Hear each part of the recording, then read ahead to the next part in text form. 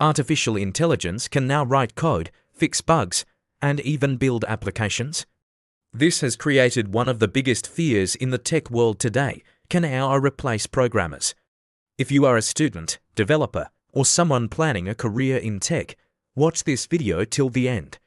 And don't forget to subscribe for more honest and practical tech content. Let's start with reality.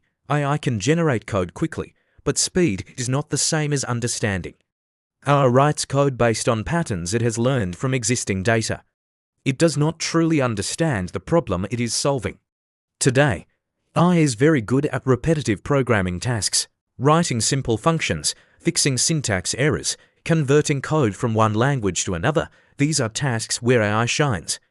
Junior-level coding and routine work are most affected. But software development is more than writing code. Programmers solve real-world problems. They understand requirements, design systems, make trade-offs, and think creatively. These skills are extremely difficult to automate. Another important point is responsibility. When software fails, humans are accountable. AI cannot take responsibility for mistakes, security issues, or ethical decisions. That responsibility always falls on human developers. Instead of replacing programmers, AI is changing how programmers work.